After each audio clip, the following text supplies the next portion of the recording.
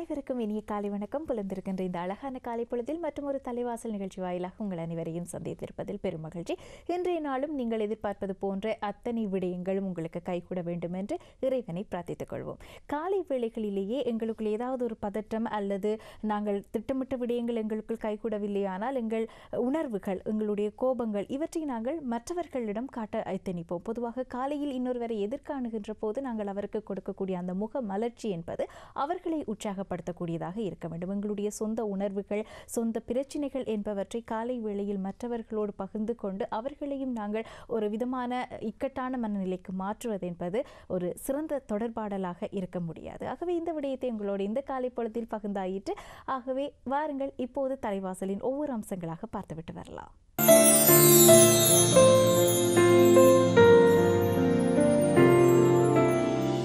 தலைவாசலின் யாவரும் கேளீர் பகுதி அடுத்தது. ஆகவே தலைவாசலின் யாவரும் கேளீர் என்று நாங்கள் இதை பற்றி பேசப் போகின்றோம் என்றால், இந்த மூட்டுவாதம், மூட்டு அலர்ச்சி என்ற பிரச்சனை பற்றியதாக பரவலாக ஒரு வயது வந்தவர்களாக இருக்கட்டும் அல்லது நடுத்தர வயதை தாண்டியவர்களாக இருக்கட்டும், வீட்டில் பெண்களாக இருக்கட்டும், நாங்கள் பேசுவது வழமை. ஆனால் பேசுகின்ற அளவிற்கு அல்லது அந்த வலியை நாங்கள் உணர்கின்ற போது கொடுக்கக்கூடிய முக்கியத்துவத்தை நாங்கள் தொடர்ச்சியாக அது பற்றி கொடுக்கின்றோமா என்று கேட்டால் பலருடைய பதில் இல்லை என்பதாகத்தான் இருக்கும். வீட்டில் இருக்கக்கூடிய ஏதோ ஒரு பொருளை பயன்படுத்தி அந்த வலியை அந்த இடத்தோடு நிவர்த்தி செய்துவிட்டு கடந்து செல்வதற்குத்தான் பலரும் எதிர்பார்ப்பார்கள். குறிப்பாக வீடுகளில் இருக்கக்கூடிய பெண்கள், அவர்களுக்கு இருக்கக்கூடிய பணிச்சுமை அல்லது வீட்டு பொறுப்புகளே இவ்வாறான அலட்சியத்திற்கு ஒரு காரணம். இன்றைய தினம் யாவரும் கேளீர் பேச போகின்ற விடயம் மூட்டு அலர்ச்சி அல்லது மூட்டு வாதம், அதனூடாக ஏற்படக்கூடிய பிரச்சனைகள், சிகிச்சை முறைகள், சிகிச்சைக்கு பின்னர் நாங்கள் கையாள வேண்டிய உத்திகள் என்பதாக அமைகின்றது. ஆகவே வாருங்கள் யாவரும் கேளீர் நிகழ்ச்சிக்குள் செல்லலாம்.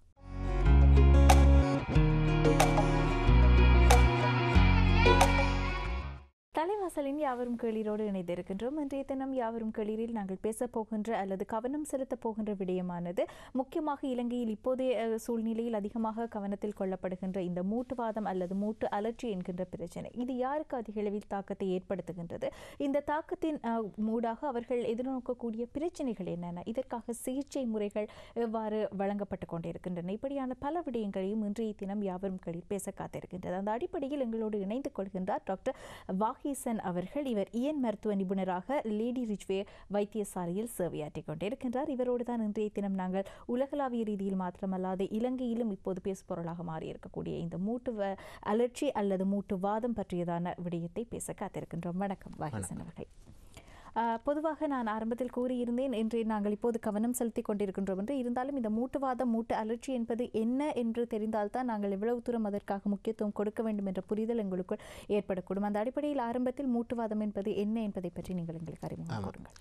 நிச்சயமாக நாங்கள் அதாவது இப்போ யாரை எடுத்துக்கொண்டாலும் நீங்கள் எந்த ஒரு வீட்டுக்கு சென்றாலும் அதிகமாக சொல்லுவார்கள் எங்களுக்கு முழங்கால் நோகுது அல்லது ஏதாவது ஒரு வலிகளை பற்றி தான் அதிகமாக சொல்லுவார்கள். அதுவும் அதிகமாக இந்த முழங்கால் மூட்டு, அந்த முழங்காலில் அதிகமாக ஏற்படுகின்ற இந்த மூட்டுவாதம் அல்லது மூட்டு அலர்ச்சி வாதம்னு சொல்லுவார்கள். அது ஆங்கிலத்தில் ஒஸ்டியோ ஆர்த்ரைட்டிஸ் என்று சொல்லுவார்கள்.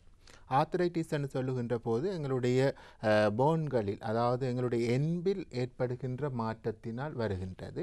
அந்த ஆர்த்ரைட்டிஸ் பல வகைகள் இருக்கின்றது. அதில் ஒன்று ஒஸ்டியோ ஆர்த்ரைட்டிஸ், அடுத்தது rheumatoid arthritis, psoriatic arthritis, septic arthritis, அடுத்தது கவுட்ன்னு சொல்லி. இப்போ இந்த இவ்வளவு ஆர்த்ரைட்டிஸில் அதிகமாக வருகின்றது இந்த ஒஸ்டியோ ஆர்த்ரைட்டிஸ். அதுவும் இந்த ஒஸ்டியோ ஆர்த்ரைட்டிஸ் பெண்களுக்கு அதிகமாக வருகின்றது. அதே மாதிரி முழங்கால்களில் தான் அதிகமாக வருகின்ற இந்த ஆர்த்ரைட்டிஸ். சரி, ஏன் இந்த முழங்காலுக்கும் இந்த பெண்களுக்கும் அதிகமாக வருகின்றன்னு சொல்லி ஒரு கேள்வி என்று நாங்கள் பார்த்தோம்னு சொன்னால், எங்களுடைய பொடியிலே, எங்களுடைய உடற்பருமனிலே முழங்காலுக்கு தான் அதிகமான வெயிட் போகின்றது. நாங்கள் உடற்பருமன் அதிகமாக இருந்தால் எங்களுடைய வெயிட் முழங்காலுக்கு தான் அதிகமாக போகின்றது.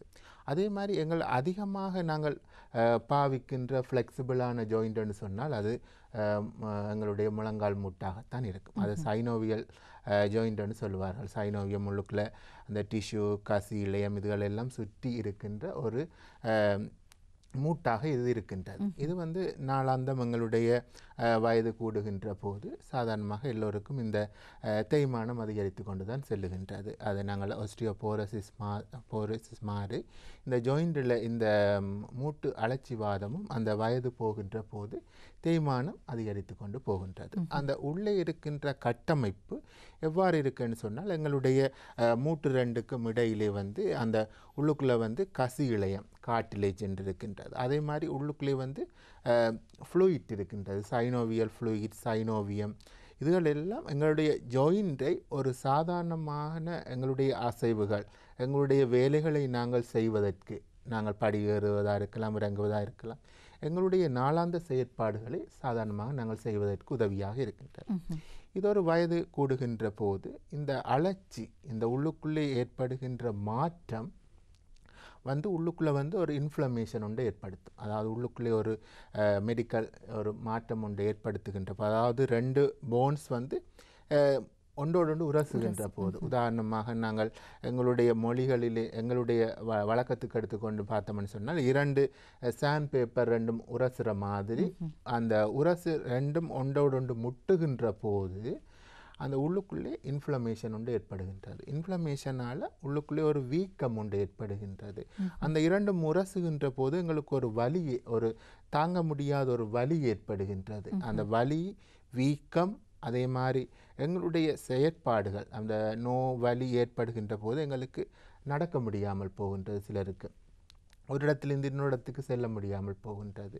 அப்போ இந்த வலி இதுகளெல்லாம் ஒரு நிலையை தாண்டுகின்ற போது இது என்னத்தால் வருகின்றது, இது நாங்கள் சில வேளை கவனஈனமாக கூட விட்டு விடலாம். சிலர் வந்து அது சாதாரணமாக எங்களுக்கு வலி வருகின்றது, திரும்பி போகின்றது என்று சொல்லி அலட்சியமாக விடுகின்றவர் கூட ஒரு வயதை தாண்டுகின்ற போது, அந்த நிலை அதிகரித்து கொண்டு போகின்ற போது, அது வந்து சத்திர சிகிச்சைக்கு போக வேண்டிய நிலை கூட ஏற்படுகின்றது. இலங்கையிலும் உலகளாவிய ரீதியில் மட்டுமல்லாமல் இலங்கையிலும் கூட இந்த மூட்டு மாற்று சிகிச்சை என்றது வந்து ஒரு ஒரு அதிகரித்து கொண்டு வருகின்றது. யாரை கேட்டாலும் தங்களுடைய மூட்டு மாற்று சிகிச்சை, அதாவது நீ ரீப்ளேஸ்மெண்ட்னு சொல்லுவார்கள். இதெல்லாம் வந்து நாங்கள் எங்களை அறியாமை என்று சொல்கிறதை விட நாங்கள் அதை அலட்சியப்படுத்துகின்றோம். நாங்கள் எங்களுடைய அது ஜாயிண்ட் நோவு தானே, அதுக்கு நாங்கள் ஒரு மருந்தை நாங்களே எங்களுக்கு ஒரு வைத்தியராக மாறிவிடுகின்றோம். நாங்களே இப்படி செய்தால் அது சரியாகிவிடும், இப்படி செய்தால் சரியாகிவிடும்னு சொல்லி நாங்களே எங்களுக்கு தேவையில்லாத நாங்கள் வைத்தியத்தை செய்து நாங்களே வருத்தத்தை கூட்டிக் கொள்ளுகின்றோம். அப்போ இது பெண்களுக்கு ஏன் அதிகமாக ஏற்படுதுன்னு சொன்னால், பெண்களுடைய நான் சொன்ன மாதிரி பெண்களுடைய ஈஸ்ட்ரஜன் ஹோமோன், எங்களுடைய ஈஸ்ட்ரஜன் ஹோமோன் தான் எல்லாத்துக்கும் பிரச்சனையாக இருக்கின்றது பெண்களுக்கு. அது சிலது வந்து நன்மையும் இருக்கின்றது. இப்போ ஈஸ்ட்ரஜன் ஹோமோன் நாங்கள் பார்க்கின்ற போது, இந்த போன்ஸோடு எலும்புகளோடு பார்க்கின்ற போது நாங்கள் யோசிக்கின்றோம் இந்த ஈஸ்ட்ரஜன் ஹோமோனால் எங்களுக்கு ஒரே கரைச்சலாக இருக்கின்றது. அதே மாதிரி இந்த ஈஸ்ட்ரஜன் ஹோமோன் இருக்கிறதால பெண்களுக்கு இந்த கொலஸ்ட்ரால் படிவுகள் குறைவாக இருக்கின்றது. அதாவது ஸ்ட்ரோக், அதாவது பாரிசவாதத்தை எடுத்துக்கொண்டால் பெண்களை விட ஆண்களுக்கு அதிகமாக இருக்கின்றது. அதுக்கு காரணம் இந்த ஈஸ்ட்ரஜன் ஹோமோன். அதாவது எங்களுடைய உடம்பின் படைப்பு அது. அப்போ படைப்பினால் எங்கள் அந்த ஹோமோன்களின் மாற்றத்தினால் எங்கள் என்புள்ள பிரச்சனை வருகின்றது. அப்போ இவ்வாறு ஒன்று வந்து நான் சொன்ன மாதிரி வயது, அடுத்தது வந்து பெண்களுக்கு அதிகமாக ஏற்படுகின்றது. அடுத்தது நாங்கள் பார்த்தோம்னு சொன்னால் எங்களுடைய பருமன் அதிகரிக்கின்ற போது சிலர் வந்து அவர்களுடைய ஒரு 20, 25, 30 வயது வரும் வரைக்கும் நல்ல மெலிவாக இருப்பார்கள். ஒரு 50 கிலோ 60 கிலோவில் இருப்பார்கள். ஆனால் திடீரென்று அவர்கள் வெயிட் அதிகரித்துவிடும்.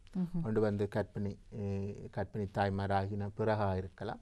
ஏதாவது ஒரு காரணத்தினால் உடம்பின் பருமன் அதிகரிக்கின்ற போது 1 கிலோ பாரம் வந்து 1 கிலோ பாரம் எங்களுடைய உடம்பின் பாரம் அதிகரிக்கின்ற போது அதில் 3/4 கிலோ வந்து இந்த மூட்டுக்குத்தான் போகின்றது. அப்போ எங்களுடைய வெயிட் அதிகரிக்க எங்களுடைய மூட்டு அந்த தேய்மானம் வந்து அதிகரிக்கின்றது. அந்த ஜாயிண்ட் ரெண்டும் அந்த உரசுகின்ற வீதம் அதிகரிக்கின்றது. அவ்வாறு அதிகரிக்கின்ற போது அந்த உள்ளே மாற்றம் ஏற்படுகின்றது. அந்த போன்ஸ் ரெண்டும் உரசி அந்த எக்ஸ்ட்ரா ஒரு போன் ஒன்று உருவாகப்படுகின்றது. ஓஸ்டியோபாய்ட்ஸ்ன்னு சொல்லுவார்கள். இதை நாங்கள் வந்து எக்ஸ்ரே எடுத்து பார்த்தால் விளக்கமாக தெரியும். எங்களுடைய அந்த போன்ஸோட இடைவெளி குறைகின்றது. அந்த 2 போன்ஸுக்கும் இடையில் இடைவெளி, அடுத்தது வந்து அந்த எக்ஸ்ட்ரா போன் உருவாகிறது, மற்றது ஜாயிண்டோட சேஞ்சஸ், அந்த ஷேப் மாறுறது, இதுகளெல்லாம் நாங்கள் ஒரு எக்ஸ்ரே ஒன்று எடுத்து பார்த்தால் எங்களுக்கு தெரியும். அதே மாதிரி நாங்கள் இப்போ வேறு காரணிகள் என்னென்ன காரணிகள் எங்களுக்கு இதை தூண்டுதுன்னு சொல்லி பார்த்தோம்னு சொன்னால் ஆசிரியர்கள், அதாவது நாங்கள் செய்கின்ற வேலை நிமித்தம் கூட இந்த ஆர்த்ரைட்டிஸ் வரலாம். ஆசிரியர்களை பார்த்தால் தொடர்ச்சியாக நின்று கொண்டு தான் வேலை செய்வார்கள். அல்லது நாங்கள் இன்ஜினியராக இருக்கலாம், அல்லது எங்கள் வேலை செய்கின்ற வீட்டு வேலை செய்கின்ற பாஸ்மாராக இருக்கலாம், அல்லது சலூனில் வேலை செய்கின்றவர்களாக இருக்கலாம். அவர்களோட தொடர்ச்சியாக நிற்கின்ற போது அந்த பாரம் முழுக்க எங்களுடைய கால்களுக்குத்தான் போகின்றது. அப்போ அந்த வேலை நிமித்தம் கூட எங்களுக்கு அந்த ஒஸ்டியோ ஆர்த்ரைட்டிஸ் வருவதற்கான சந்தர்ப்பங்கள் இருக்கின்றது. அதே மாதிரி எங்களுடைய வீட்டில் அதிகமான படிகள் இருக்கலாம். சிலர் வீட்டிலே ஒவ்வொரு நாளும் 20-40 படி ஏறி இறங்க வேண்டி இருக்கும். அப்போ இதுகள் எல்லாம் எங்களோட இந்த ஜாயிண்டோட அந்த தேய்மான அந்த அழற்சி வீதத்தை கூட்டுகின்ற காரணிகளாக இருக்கின்றது. அதே மாதிரி வேறு எங்களுடைய பெண்கள்னு சொன்னோம், அதே மாதிரி உடற்பருமன் சொன்னோம். இவ்வாறு ஒவ்வொரு காரணிகளும் ஏதோ ஒரு விதத்தில் எங்களுக்கு இந்த மூட்டு அழற்சி வீதத்தை கூட்டுகின்ற. அதுவும் நாங்கள்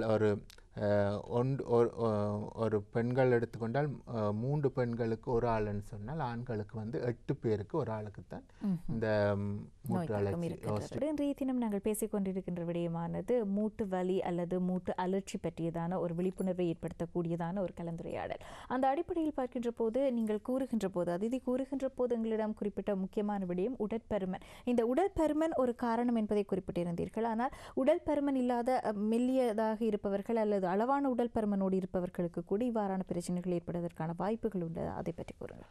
உண்மையா, நிச்சயம். அதாவது அடுத்த காரணம் என்னென்னு சொன்னால் எங்களுடைய ஜெனட்டிக், அதாவது பரம்பரை அழகு மூலம் எங்களுடைய பாட்டனாக இருக்கலாம் அல்லது பாட்டி மூலம் எங்களுடைய பரம்பரை ரீதியாக அந்த ஆர்த்ரைட்டிஸ் கடத்துவதற்கான சந்தர்ப்பங்கள் இருக்கின்றது. பரம்பரை ரீதியாக அந்த ஜீன் கடத்துகின்ற போது அவர்கள் மெலிவாக இருக்கலாம் அல்லது உடம்பாக இருக்கலாம். அது அந்த பிரச்சனை அல்ல. எங்களுடைய பரம்பரை ஊடாக ஆணாக இருக்கலாம் பெண்ணாக இருக்கலாம், எங்களுடைய பரம்பரை ரீதியாக அது கடத்தப்படுவதற்கான சந்தர்ப்பங்கள் இருக்கின்றது. அதேவேளை காலநிலை, எங்களுடைய நாங்கள் வசிக்கக்கூடிய பிரதேசத்தினுடைய அந்த சுவாத்திய நிலையும் நாங்கள் வேறொரு இடத்திற்கு சென்றால் அங்கிருக்கக்கூடிய அந்த சுவாத்திய நிலையும் இவை எங்களுக்கு மூட்டு அழற்சிக்கு காரணமாக இருக்கக்கூடுமா? ஆமாம், சில சொல்லுவார்கள்னு சொன்னால் தங்களுக்கு இந்த ஹாட் வாட்டரில் குளிக்கக்குள்ள அல்லது தங்களுடைய சூழ்நிலை, அதாவது காலநிலை மாற்றம், சிலர் நூறலியாக போகின்ற போது தங்களுக்கு வலி குறைவாக இருக்கின்றது. இஞ்சி வருகின்ற போது அவர்களுடைய வலி அதிகரிக்கின்றது, வலி இருக்கின்றது. ஆனால் அவர்களுடைய காலநிலை மாற்றம் ஏற்படுகின்ற போது வலிகள் அதிகரிக்கின்றது, குறைகின்ற காரணங்கள் சொல்வார்கள். அதுக்கு காரணம் எங்களுடைய நர்வ் ஃபைபர்ஸ் கம்ப்ரெஸ் பண்ணுற அளவு. அது சிலருக்கு காலநிலை மாறுகின்ற போது அந்த நரம்பு அமர்த்துகின்ற அளவின் காரணமாக வலி கூடி குறையலாம். ஆமாம். அதேவேளை நாங்கள் இப்போது சிகிச்சை முறைகள் பற்றி பேசலாம் என்றால் இந்த சிகிச்சை முறைகள் என்னென்ன இருக்கின்றன, அதிலும் குறிப்பாக நீங்கள் ஆரம்பத்தில் சத்திர சிகிச்சை பற்றியும் குறிப்பிட்டிருந்தீர்கள். ஆகவே ஒட்டுமொத்தமாக அந்த சிகிச்சை வழிமுறைகள் பற்றிய விளக்கம். இப்போ நாங்கள் பார்த்தோம்னு சொன்னால், நான் சொன்ன மாதிரி நாங்கள் ஒரு வைத்திய நிபுணர்கிட்ட நாங்கள் போனோம்னு சொன்னால் அவர் உடனடியாக எங்களுடைய வலியின் தன்மை இதில் எல்லாத்தையும் பார்த்து உடனடியாக நாங்கள் எக்ஸ்ரே எடுத்து பார்க்கின்றோம். அதே மாதிரி எங்களுடைய பிளட் டெஸ்ட், இஎஸ்ஆர், அதே மாதிரி சிஆர்பி, அடுத்த நான் சொன்ன மாதிரி ரொமட்டாய்டு ஆர்த்ரைட்டிஸ். இந்த ரொமட்டாய்டு ஆர்த்ரைட்டிஸ் ஒஸ்டியோ ஆர்த்ரைட்டிஸை விட வித்தியாசம். அதாவது ரொமட்டாய்டு ஆர்த்ரைட்டிஸ்ன்னு சொல்லி பார்த்தீங்கன்னு சொன்னால் அதிகமாக சின்ன ஜாயிண்டில், அதாவது எங்களுடைய விரல்கள், சிலர் பார்த்தீங்கன்னு சொன்னால் கை விரல் எல்லாம் இப்படி இந்த வளைந்த மாதிரி இருக்கும். இப்போ அவர்களுக்கு இந்த பெரிய ஜாயிண்டில் வாரதை விட சின்ன ஜாயிண்டில் வாரது அதிகமாக இருக்கும். அந்த ரொமட்டாய்டு ஆர்த்ரைட்டிஸ் கூட பரம்பரையாக சிலருக்கு வரலாம், பரம்பரை ரீதியாக கடத்தப்படலாம். இந்த ரொமட்டாய்டு ஆர்த்ரைட்டிஸும் இந்த ஆஸ்டியோ ஆர்த்ரைட்டிஸையும் நாங்கள் எவ்வாறு வேறுபடுத்தி அறிவதுன்னு சொல்லி பார்த்தோம்னு சொன்னால், ஆஸ்டியோ ஆர்த்ரைட்டிஸ் காலையில் காலையில் எழும்பி நாங்கள் காலை கீழே வைக்கின்ற போது அந்த இறுக்கத்தன்மை இருக்கும். அது ஒரு அரை மணித்தியாலம் அவ்வாறாக இருக்கும். இவர்களுக்கு ரொமட்டாய்டு ஆர்த்ரைட்டிஸுக்கு அந்த ஸ்டிஃப்னஸ், அந்த இறுக்கம் அதிகமாக இருக்கும். அதே வேளை ஆஸ்டியோ ஆர்த்ரைட்டிஸ் நீங்கள் அவர்கள் வேலை செய்கின்ற போது சரியான வலியாக இருக்கும். நித்திரை கொள்ளும் போதோ அல்லது ஒரு இடத்துல இருக்கின்ற போது அந்த வலி வீதம் குறைவாக இருக்கும். ஆனால் ரொமட்டாய்டு ஆர்த்ரைட்டிஸுக்கு என்னென்னு சொன்னால் வேலை செய்து கொண்டிருந்தால் ஒரு நோவுமே இருக்காது. இருக்கின்ற போது ரெஸ்டாக இருக்கின்ற போது அந்த வலி வரும். அது நாங்கள் அந்த வைத்தியரை நாடி அந்த வைத்தியர் சொல்லுகின்ற அந்த டெஸ்ட் அதுகளை செய்து எக்ஸ்ரேயை பார்த்து எக்ஸ்ரேயில் தான் நாங்கள் அவருக்கு என்ன ஸ்டேஜில் இருக்கின்றது, முதலாவது ஸ்டேஜா, செகண்ட் ஸ்டேஜா, தேர்ட் ஸ்டேஜா, அதுகளை நாங்கள் பொறுத்துத்தான் அதனுடைய சிகிச்சையை நாங்கள் ஆரம்பிக்க வேண்டும். ஆரம்ப கட்டத்தில் நாங்கள் வலி நிவாரணிகளை கொடுத்து அவருடைய வலிகளை குறைத்து உடனடியாக நாங்கள் இயன் மருத்துவம் அந்த எக்ஸசைஸ் நாங்கள், அதாவது ஏன்னு சொன்னால் தசைகளை நாங்கள் எவ்வளவு தூரம் நாங்கள் வலுப்படுத்துகின்றோமோ அவ்வளவு தூரம் அந்த இடைவெளியை நாங்கள் மெயின்டைன் பண்ணி கொள்ளலாம். உதாரணமாக எங்கள்கிட்ட ஒரு 45 வயது ஒரு பெண்மணி எங்கள்கிட்ட வருகின்றார். இந்த மூட்டுவாதம் அல்லது மூட்டு அழற்சி வாதம்னு சொல்லி ஒரு எக்ஸ்ரே எடுத்து நாங்கள் பார்க்கின்ற போது அவருக்கு நாங்கள் இப்போ நாங்கள் உடனடியாக செய்கின்ற சிகிச்சைகள் அவர் செய்யாமல் அது தொடர்ச்சியாக கண்டினியூ பண்ணாமல் இருந்தால் 60 வயது வருகின்ற போது எக்ஸ்ரே எடுத்து பார்க்கின்ற போது அந்த இடைவெளி சரியான குறைவாக மாறிவிடும். அதேவேளை அவருடைய காலின் தன்மை கூட மாறிவிடும். சிலருக்கு வந்து நீங்கள் பார்த்தீங்கன்னா கால் வளைவு ஏற்படும். அப்போ ஆர்த்ரைட்டிஸால் அந்த ஜாயிண்டோட அந்த ஸ்பேஸ் அந்த இடைவெளி குறைகின்ற போது அந்த வளைவு கூட ஏற்படுகின்றது. அதே மாதிரி அடுத்த பக்கத்துக்கு என்ன சொன்னால் குழந்தைகளில் வந்து அந்த போலெக்குன்னு சொல்வார்கள், அந்த உள்நோக்கிய வளைவு வெளிநோக்கிய வளைவு, அந்த கால் வெளிநோக்கி இருக்கும், மற்றது உள்நோக்கி, அதாவது பருமன் கூடின பிள்ளைகள் தான் அப்படி இருப்பார்கள். அந்த குழந்தைகள் கூட இப்போ அவர் வளர்ந்து ஒரு நிலையை தாண்டுகின்ற போது அவர்களுக்கு கூட இந்த ஆர்த்ரைட்டிஸ், என்னென்னு சொன்னால் ஒன்று நான் சொன்னது ஆர்த்ரைட்டிஸ் வந்தால் பிறகு அந்த டிஃபார்மிட்டி வரலாம், அல்லது டிஃபார்மிட்டி இருக்கிற ஆக்களுக்கு பின்னுக்கு ஆர்த்ரைட்டிஸ் வரலாம். அப்போ அதை நாங்கள் அந்த எந்த நிலையில் இருக்கின்றன்னு சொல்லி நாங்கள் அதை சரி பார்த்து நாங்கள் அதற்குரிய சிகிச்சை கொடுக்கணும். ஒன்று வந்து நான் சொன்ன மாதிரி அந்த வலி நிவாரணி, இந்த இயன் மருத்துவம், அந்த பயிற்சிகள் நாங்கள் கொடுத்து அதற்கு நாங்கள் பாவிக்கின்ற உபகரணங்களாக இருக்கலாம். அந்த வலியை குறைத்து அவர்களுடைய நடவடிக்கை நாளந்த செயற்பாடுகளை நாங்கள் எவ்வாறு செய்ய வேண்டும். அதைவிட மிக முக்கியம் என்னென்னு சொன்னால் பின்னர் அவருக்கு வருகின்ற அந்த விளைவுகளை நாங்கள் தடுக்கின்றோம். அதான் இயன் மருத்துவத்தில் மிக முக்கியம் என்று சொன்னால், சில நினைப்பார்கள் நாங்கள் போகிறோம் ஆனால் எங்களுக்கு ஒரு இம்ப்ரூவ்மெண்ட் வரையில், எங்களுக்கு ஒரு முன்னேற்றம் ஒன்றும் காணலன்னு சொல்வார்கள். ஆனால் ஒரு பக்கம் முன்னேற்றத்தோடு அது அவருடைய பின் விளைவை நாங்கள் குறைத்து விடுகின்றோம். பின்னுக்கு ஒரு 60 வயது அந்த எக்ஸ்ரேயை பார்த்து அந்த எக்ஸ்ரேயின் அந்த ஸ்பேஸ் சரியாக குறைகின்ற போது சத்திர சிகிச்சைக்கு போக வேண்டிய நிலை கூட வரலாம். அப்போ அந்த நிலைக்கு நாங்கள் போகாமல் அவருடைய அந்த ஜாயிண்டோட தன்மையை நாங்கள் மெயின்டைன் பண்ணி கொண்டு இருக்கின்றோம். அதுதான் உண்மையாக அந்த இயன் மருத்துவம் என்றது. வருகின்ற வந்ததை நாங்கள் குறைப்பதும் அதே மாதிரி வருகின்ற நிலையை நாங்கள் மெயின்டைன் பண்ணி, அதாவது நாங்கள் அந்த நிலையிலே வைத்துக் கொள்வதும் இயன் மருத்துவத்தின் முக்கியத்துவம். அடுத்து நாங்கள் பார்த்து ஸ்டேஜ் 2 என்று பார்க்கணும். அந்த வலி இது குறையவில்லை, அவர்களுக்கு இன்னும் அந்த வலி இருக்கின்றது, அவர்களுடைய நடக்க முடியாமல் இருக்கின்ற இறுக்கம் இருக்கின்றன்னு சொல்லி பார்க்கின்ற போது அவர்களுக்கு வந்து ஸ்டீராய்ட், கோர்டிகோஸ்டீராய்ட் இன்ஜெக்ஷன் போடுவார்கள். அந்த ஜாயிண்ட்டுக்குள்ளே வந்து அந்த கசி இலையத்துக்குள்ளே இன்ஜெக்ஷன் போடுவார்கள், அந்த வலி நிவாரணி. அது கொடுத்தா கூட நாங்கள் எக்ஸசைஸ் அதுகள் நாங்கள் செய்து கொண்டிருக்க வேண்டும். இன்னும் அந்த தசைகளில் வலுவை நாங்கள் மெயின்டைன் பண்ணி எங்களுடைய வேலைகளை செய்வதற்கு. அதை தாண்டி நான் சொன்ன மாதிரி அந்த உள்ளுக்குள்ளே ஒரு ஃப்ளூயிட் ஒன்று இருக்குது. அந்த ஃப்ளூயிட் வந்து என்னத்துக்குன்னு சொன்னால் எங்களுடைய ஜாயிண்ட் ரெண்டும் உரசுப்படாமல் அந்த ஃப்ரிக்ஷன், அந்த உராய்வுத்தன்மையை குறைக்கிறதுக்கு இருக்குது. அப்போ அதை வந்து அது வயது கூடுகின்ற போது அந்த உராய்வுத்தன்மை அந்த ஃப்ளூயிட்டோட அளவு குறையும். அப்போ அதை வந்து நாங்கள் வெளியிலே இன்ஜெக்ஷன் மூலம் ஹைலூரோனிக் ஆசிட்னு சொல்லி அந்த இன்ஜெக்ஷன் மூலம் அந்த உள்ளுக்குள்ளே அதை செலுத்துகின்றோம். அது கூட அந்த உள்ளுக்குள்ளே இருக்கின்ற அந்த ஜாயிண்டோட தன்மையை மாற்றம் ஏற்படுத்துகின்றது. அதே மாதிரி குளுக்கோசமைன் கொன்ட்ரைட்டின்னு சொல்கிற அந்த டேப்லெட், அந்த மருந்து எடுக்கின்ற போது அந்த கசியிலையத்தின் தேய்மான தன்மையை நாங்கள் ஏற்படுகின்ற விகிதத்தை குறைத்து கொள்ளலாம். அதே மாதிரி நாங்கள் பார்த்தோம்னு சொன்னால் இன்னும் எங்களுக்கு வலி தண்டி கூடிக்கொண்டே இருக்குது, ஒரு இதுவும் தெரியுதில்லைன்னு சொல்லி நாங்கள் பார்த்தோம்னு சொன்னால் ஆர்த்ரோஸ்கோபி சர்ஜரி, அதாவது கேமரா மூலம் ஒரு இதொண்டை அனுப்பி அந்த ஏற்பட்ட இடத்தில் இருக்கின்ற பிரச்சனையை நாங்கள் குறைத்து விடுவதற்கு செய்கின்ற ஒசியோட்டோமி, அந்த ஆர்த்ரோஸ்கோபி சர்ஜரியாக இருக்கலாம். இதுவும் மிஞ்சி எங்களுக்கு ஒன்றுமே செய்ய முடியாமல், எங்களுடைய நடக்க முடியாமல், எங்களுடைய வேலைகளை செய்ய முடியாமல் இன்னொருவரில் தங்கியிருக்க வேண்டிய நிலை வருகின்ற போது நாங்கள் மூட்டு மாற்று சிகிச்சை, அது வந்து நாங்கள் பகுதியாக இருக்கலாம் அல்லது முழுமையாக மூட்டு மாற்று சிகிச்சை செய்ய வேண்டிய சந்தர்ப்பங்கள் இருக்கின்றது. அடுத்து நான் சொல்ல வேண்டிய நாங்கள் நினைக்கிறோம் உடற்பருமன் இவ்வாறு வேறு வேறு காரணிகள் சொன்னோம். அதே மாதிரி நாங்கள் சிறு வயதில் அதாவது ஒரு 20-30 வயதில் நாங்கள் செய்கின்ற சில பிழைகள் கூட இந்த ஆர்த்ரைட்டிஸுக்கு காரணமாக வருகின்றது. அதை நாங்கள் பார்த்தோம்னா ஸ்போர்ட்ஸ், அதாவது ஸ்போர்ட்ஸில் ஏற்படுற இன்ஜரி, உதாரணமாக ரக்பியாக இருக்கலாம், ஃபுட்பாலாக இருக்கலாம். அதிகமாக இந்த கண்டக்ட் ஸ்போர்ட்ஸ் இதில் வந்து அதிகமாக பாதிக்கப்படுறது ஷோல்டர் ஜாயிண்ட்டும் நீ ஜாயிண்ட்டும். அப்போ அவர்கள் என்ன செய்வார்கள், அந்த உள்ளுக்குள்ளே அந்த டிஷ்யூ இழுபட்டு விட்டது அல்லது உள்ளுக்குள்ளே ஏதாவது ஒரு லிகமெண்ட்ஸ் இழுபட்டுதுன்னு சொன்னால் அதை கவனிக்க மாட்டார்கள். அந்த வயதில் ஒரு 2-3 நாள் மருந்தை போட்டுட்டு அல்லது இதை பண்ணிவிட்டு அது ஓகே ஆகிட்டுன்னு சொல்லி விட்டு விடுவார்கள். அதன் பின்னர் அவர்களுக்கு இந்த ஒரு 40-45 வயதை தாண்டுகின்ற போது அந்த தேய்மானம், அந்த உள்ளுக்குள்ளே ஏற்படுகின்ற அந்த அழற்சி வீதம் அதிகரிக்கின்றது.